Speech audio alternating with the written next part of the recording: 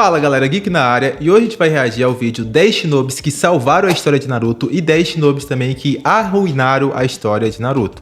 Cara, personagens que no caso salvaram a história eu consigo pensar vários, agora que de fato arruinaram, aí eu já não consigo pensar tantos assim não. Mas ainda assim, é o vídeo do Ei Nerd, vocês me pediram para reagir aqui e cá estou eu para dar a minha humilde opinião. E se você for novo no canal, já se inscreve para não perder os próximos reacts, e se já for inscrito, deixa aquele like para incentivar o trabalho. Sem muita enrolação, bora pro react. Alguns personagens são muito bem trabalhados, né? Eles ajudam até a história a ir pra frente e ainda conseguem aquecer, cara, o nosso coração. Já outros, galera... nem sempre. Parece que estão ali só pra preencher um vazio. Nesse vídeo você vai ver quais personagens se encaixam em qual descrição, na minha opinião. Vamos lá.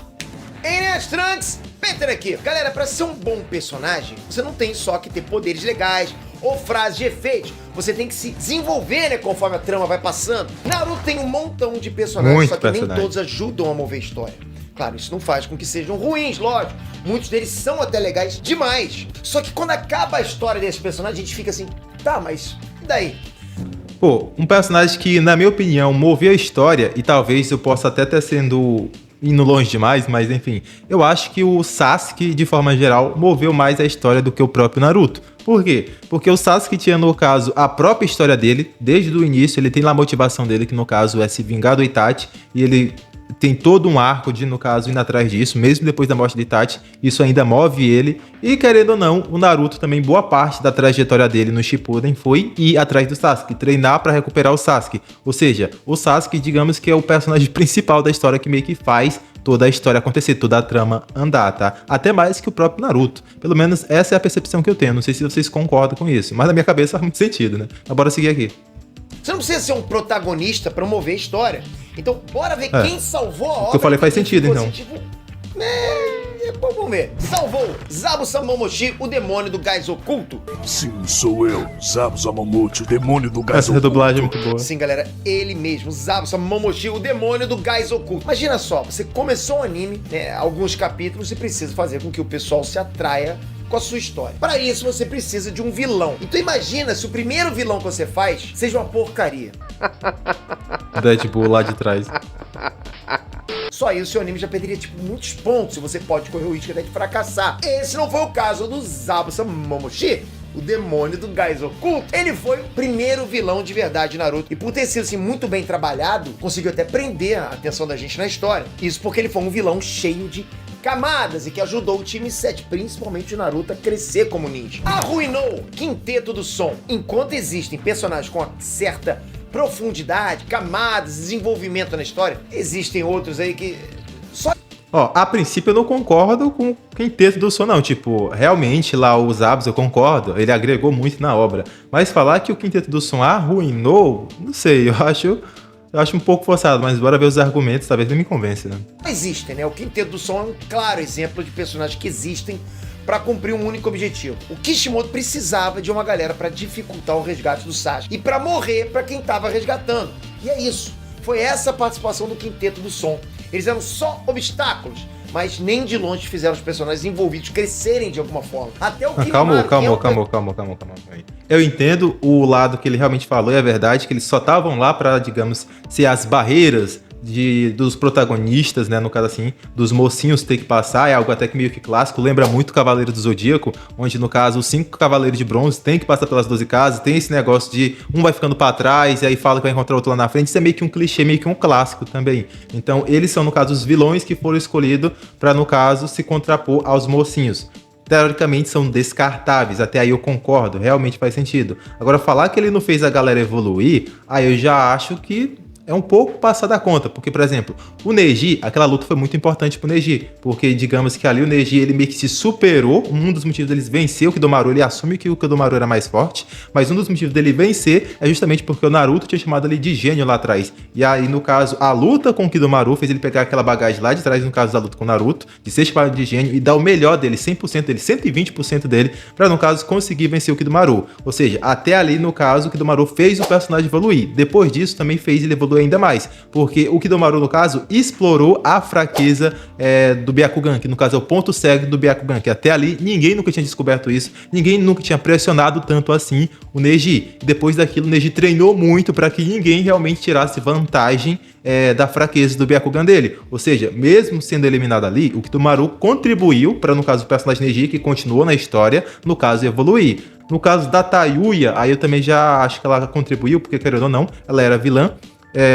Contra o Shikamaru, e depois tem todo aquele discurso lá no caso do pai do Shikamaru, que, nossa, cinema puro, ele falando lá no caso pro Shikamaru que ele não pode desistir, porque se ele desistisse, no caso, os amigos deles ainda iam continuar indo pra missões, e no caso, se ele era um homem, ele era um covarde, o que ele era, né? Ele tinha ido mal naquela missão? Tinha, mas ele poderia pegar, no caso, os erros deles, aprender com os erros e melhorar, pra no futuro ele guiar os amigos dele, e no caso, evitar que aquele tipo de aconteça. Mesmo que o Shikamaru desistisse ali no caso, os amigos dele iam continuar indo pra missão. E no caso, alguns deles poderiam ser salvos no futuro se o Shikamaru se aperfeiçoasse. Tudo isso, no caso, todo esse discurso impactante lá do Shikako pro Shikamaru, só aconteceu porque, no caso, o quinteto do som apareceu e fez tudo aquilo. Então, falar que eles não contribuíram de forma geral para a obra, eu acho um pouco demais. Mas eu entendo que, de fato, eles eram apenas vilões genéricos e descartáveis, né? Mas daí, falar que arruinou a obra, eu já não concordo, né? Mas eu acho que é mais que a dinâmica do vídeo. Ele realmente pega uns que não agregou tanto assim e vai colocar dos que arruinaram e outros que agregaram. Mas, de forma geral, eu acho que eles agregaram, sim, mesmo que minimamente na história. Personagem super maneiro serviu só pra luta do Naruto com o Sasuke demorar um pouco mais pra acontecer. Os personagens envolvidos evoluíram de alguma forma, né, por causa da missão em si, né, da pressão, mas não por causa desses personagens especificamente que são quase que esquecíveis, né? Não tô lembrado, não. Salvou Gaara. Até os exames Chunin, cara, a gente só tinha como Jinchuri com o Naruto. Então isso aumentava as nossas expectativas pra saber o que era aquela raposa e demônio que vivia dentro do protagonista. Só que aí chegou o Gaara e mostrou pra gente que o Naruto não era o único, abrindo aí um leque gigantesco. Mas, de forma geral, o Gaara realmente apresentou muita coisa, agregou muita coisa na obra. Se você fosse, no caso, pesquisar popularidade lá atrás, o Gaara era disparado um dos ninjas mais populares de todo, tá? Hoje em dia, os personagens mais populares da atualidade é, no caso, Minato. Minato tem muito fã e também muito fanboy. Itachi é a mesma coisa, tem muito fã e muito fanboy. Mas lá atrás, pra quem realmente acompanhou Naruto Clássico e Shippuden, realmente acompanhava semanal, sabe que o Gaara era muito popular, tipo, muito popular, realmente. É como se pegasse ali Minato e Itachi da atualidade, era o Gaara. Ele era muito popular. Então ele agregou muito na obra em vários sentidos. Para outros Jinchurikis aparecerem. Isso foi muito maneiro. Fora que o Gaara é um exemplo de desenvolvimento de personagem. Sim. Um psicopata homicida, ele virou um Kazekage amoroso, né, que preza pela vida das pessoas e que foi o capitão. Tem gente que não gosta, né? Tem gente que prefere o Gaara lá do clássico, era poucas ideias. Porque, tipo, beleza que ele foi pro lado do bem, mas ele ficou bem até demais, né? Da 5ª divisão e comandante geral da guerra. Foi, na boa, uma baita mudança. Gaara é um personagem extremamente importante, já recebeu vários capítulos só pra ele, com certeza faz jus, né? Ele é provavelmente o personagem secundário mais importante de Naruto. Arruinou Ebisu, você nem deve lembrar desse cara. Realmente, esse aqui não dá pra defender, não. Ele só aparecia em momentos específicos, pra dar alguma palestrinha ou pra explicar algum conceito. Quando ele aparecia em cena, a gente já podia ter certeza que ia rolar um momento chato de explicação. Ele é um personagem extremamente descartável e é quase filler. Salvou! Pô, aí eu não vou nem defender o Ebisu realmente, porque o cara é dito como Jounin até hoje, se me perguntar, eu não lembro uma técnica que esse cara realmente mostrou. Eu acho que ele fala que também consegue fazer o Jutsu lá, Multicões das Sombras, mas ainda assim, eu acho que ele demonstra, ele só fala que realmente sabe fazer. Então ele realmente é bem descartável, cara. Então não vou fazer a defesa dele aqui, não. Shikamaru, que nem o Gaara. Shikamaru é um ótimo exemplo de personagem que se desenvolve. Pô, no começo eu não dava nada pelo Shikamaru. Tipo, assim que ele aparece lá na sala do exame Chunin, que vai ter a prova escrita, eu vi ele, pô, esse cara aí não vai dar nada. E realmente o cara surpreendeu. Agregou demais de forma geral. Ele começou como um preguiçoso, sem potencial aparente. E terminou como um preguiçoso. Mas uma das mentes mais geniais do anime. Fora que as decisões dele têm realmente alguma importância pra história. Como quando ele quis vingança contra o Kakuzu e o Hidan. Tipo, dos 11 de Konoha ali, no Shippuden, o Shikamaru e o time dele, principalmente o Shikamaru, é os únicos ali que são de fato trabalhados. O time do Lee, o Neji, a Tensão jogar de escanteio, o Kiba, Hinata também, Shino, são tudo esquecidos. Eles praticamente não têm participação no Shippuden. O único ali no Shippuden que teve um arcozinho ali, realmente que teve uma atenção, foi no caso do time do Shikamaru e o próprio Shikamaru especificamente. Então, realmente, ele agregou muito na obra, tanto que hoje, nos dias, né, atuais, ele é o Hokage lá em Boruto. por terem matado o Asuma. Personagens precisam crescer e amadurecer, galera. E a gente consegue ver isso muito bem no Shikamaru. Principalmente depois da missão de resgatar o Sasuke. Por ter liderado a equipe, falhado e ter visto que o batalhão dele inteiro quase morreu, o Shikamaru sentiu um enorme peso, se viu forçado até a crescer. Arruinou Kaguya Otsutsuki. Pois é, galera. Sabe o que eu falei? Pô, tipo, eu... não vou fazer defesa pra Kaguya, não. Não dá. A Kaguya, ela tinha um potencial pra ser uma ótima personagem, mas se fosse introduzida em Boruto e Naruto, não deu, porque a gente tava esperando o final com Madara, então não vou defender, não.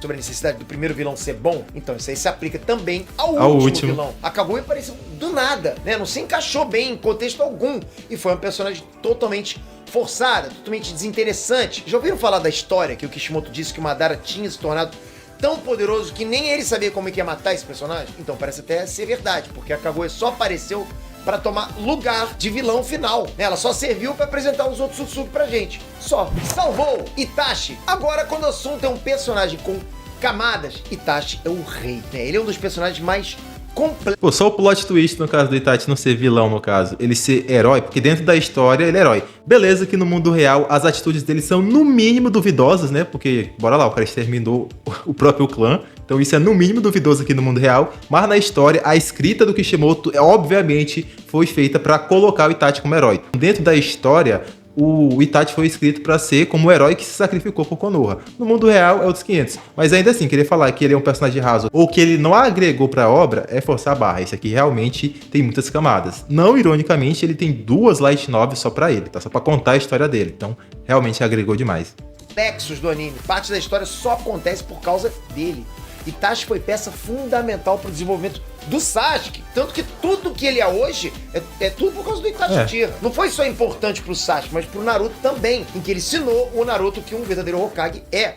Itachi foi um personagem quase real, né, cara? Real demais. Tendo errado, sofrido, se arrependido e tentado de novo até corrigir os próprios erros. Arruinou Tenten. Você tem 2 segundos pra falar uma coisa que a Tenten... Ela tenta oscilar o Madara, mas zoeira à parte, cara, falar que a Tenten arruinou é sacanagem, pô. Tipo, beleza que ela não contribuiu, mas arruinou é muito forte, cara. Tenten fez no mangá.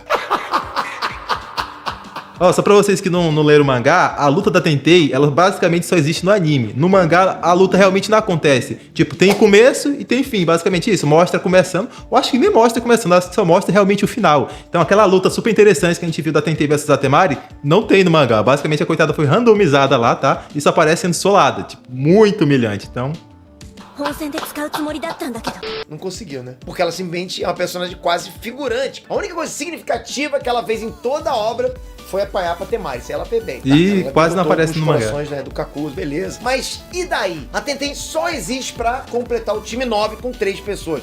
Ela não se desenvolve como personagem, não passa por dilemas. Uma personagem todo... No anime até tem uns filhos da Tentei que dá um foco nela, que é por volta do episódio 400, 420, que tem aquele arco lá do exame Chunin, quando o Naruto tá fora da vila. E aí dá um destaquezinho, no caso, pra Tentei. Mas é filler, né? Realmente não existe no mangá. E mesmo considerando isso, ainda não agrega muita coisa de forma geral. Então não tem como fazer a defesa da deusa Tentei, infelizmente, aqui, cara. Totalmente desinteressante. Salvou Orochimaru. Concordo, Orochimaru é um personagem extremamente ganancioso, com objetivos maldosos, que assim, pra ele...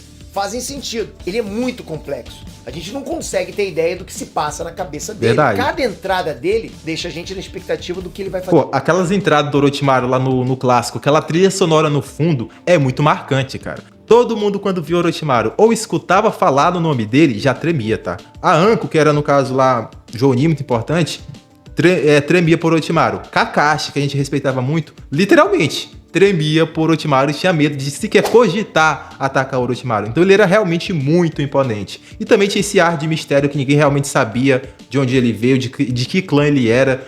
Tipo, ninguém entendia muito bem o que o Orochimaru queria ali. Porque, beleza, ele queria atacar Konoha, mas a gente não sabia muito bem no começo o porquê disso aí. A gente só vai ter uma dimensão melhor disso lá no Shippuden. E até hoje tem gente que não entendeu realmente por que ele quis atacar Konoha e tudo mais. Porque do nada, ele meio que vira casaca, fica bonzinho, né? E é isso. Então ele realmente é um personagem muito complexo, mas que, querendo ou não, fez a história andar bastante, agregou demais. Seguir, se ele vai ajudar ou vai matar geral. Arruinou Kiba. Kiba parecia até um personagem interessante no clássico. Não vou fazer a defesa do Kiba, não acho que arruinou, mas já entendi a dinâmica aqui, mas sem defesa pro Kiba. Não concordo. Surpreendeu a gente em alguns momentos, mas Foi isso, só. Ele não teve lá uma saga de desenvolvimento pessoal, né? Como tiveram aí o Gaara, o Shikamaru. Continuou como personagem raso, nada complexo, que manteve até a personalidade dele, sem mudança alguma, até o fim do mangá. Realmente. Salvou Madara. E por falar Esse aqui é tão bom que eu não vou nem fazer defesa, não vou nem argumentar. É Madara. Muito bom. em complexidade, Madara é um personagem totalmente complexo, né? Ao mesmo tempo que bota medo sempre que aparece, porque ele cumpre com o objetivo do personagem, né? Ser uma figura lendária, a mais poderosa de todas. Mesmo antes dele aparecer realmente, a gente já ficava tenso só com as menções do nome dele aqui e ali, sabe? A gente viu a história dele e como ele se desenvolveu até chegar ao que é hoje. É o que foi muito interessante, faz com que muita gente simpatize até com ele.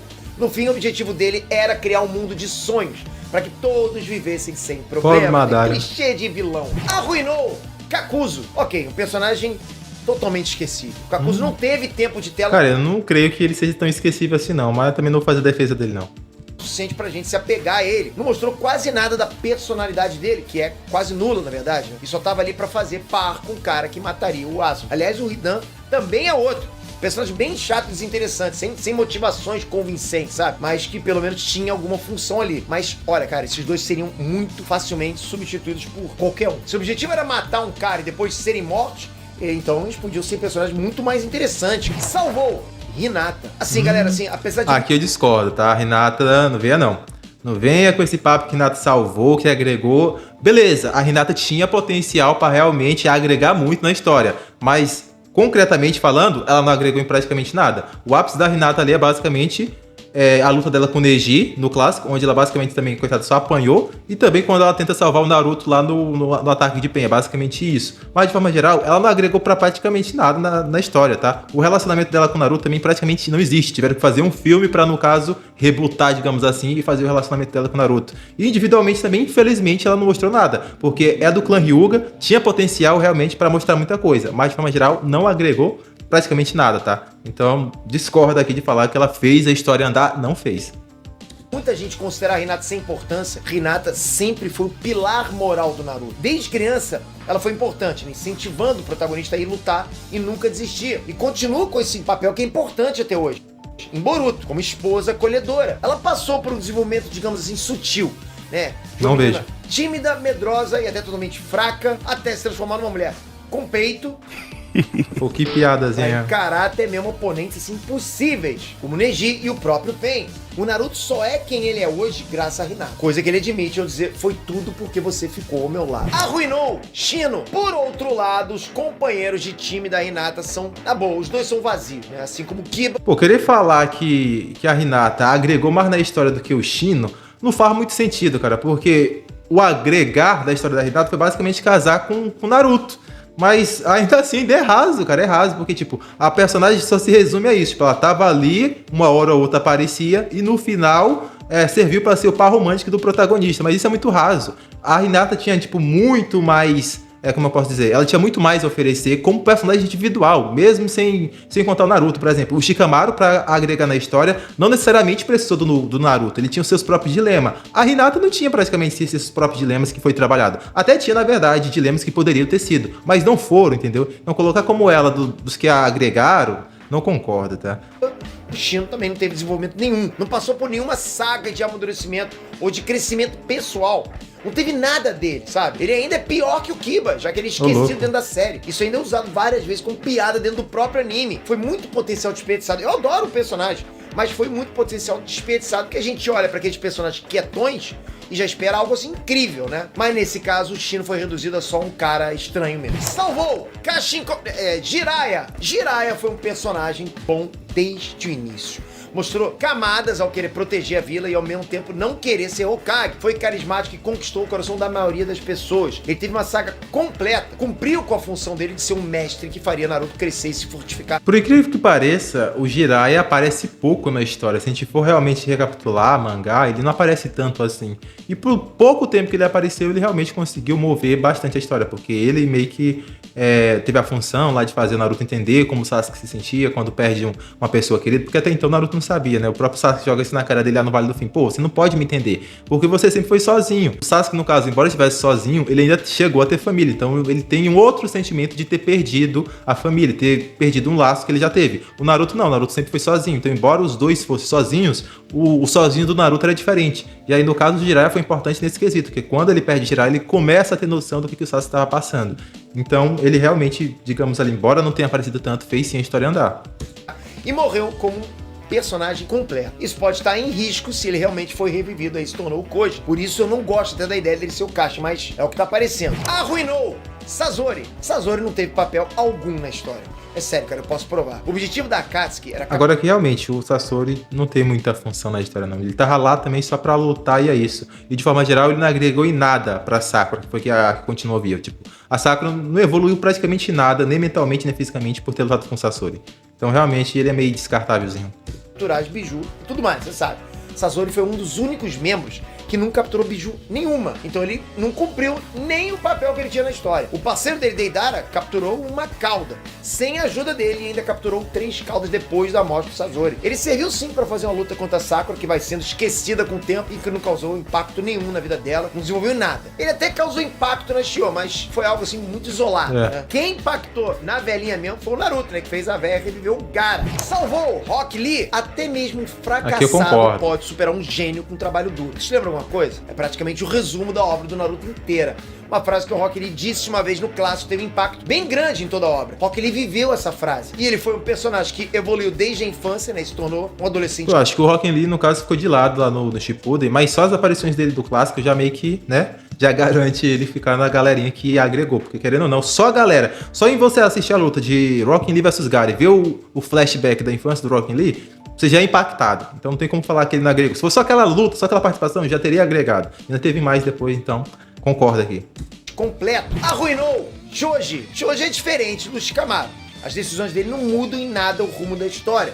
Isso porque ele não toma decisão alguma. A história do Naruto é uma ladeira e o Choji desce ela rolando, né? Que piada, sem nunca desviar do caminho ou fazer algo revolucionário, que mude pra caramba. E o desenvolvimento dele demora muito pra acontecer. Acontecendo só lá na guerra. Quando ele finalmente toma alguma decisão importante, já é tarde demais e é um evento isolado demais. Salvou Nagato. Nagato, o Pen, foi um personagem completo, talvez tenha sido o vilão mais completo de Naruto. Ele tem objetivos do mal, mas pra ele são totalmente justificáveis e fazem sentido. Digo, né? Pra ele aquilo não é do mal, mas sim a justiça. Ele sai do politicamente correto e tem as próprias definições do que é paz. Se as grandes vilas pregam o conceito de paz, por que o Nagato não pode? Ele é bem complexo, tem várias camadas. Arruinou Mei, uma ninja que tem 2 Kai, uma Mizukage, única Kage feminina que não é de Konoha. Parece promissor, não parece? Mas não é. Ela é totalmente desinteressante e não tem impacto algum na história. Realmente. Sério, cara. Todos os outros Kages tiveram algum impacto pessoal na história, principalmente o Gaara e a Tsunade. Só a Mei que não teve nada.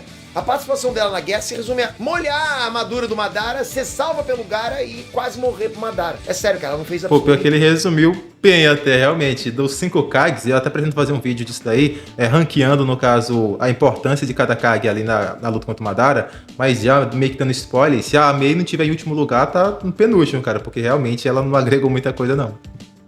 Nada depois disso. Foi, na bom, desperdício de habilidade. Lembrando que isso aqui, galera, é a minha opinião. Você não precisa tomar como verdade, isso é opinião. E arruinar, talvez seja até um termo pesado, mas isso não significa que esse personagem é ruim ou ingostável, digamos assim. Mas aí, galera...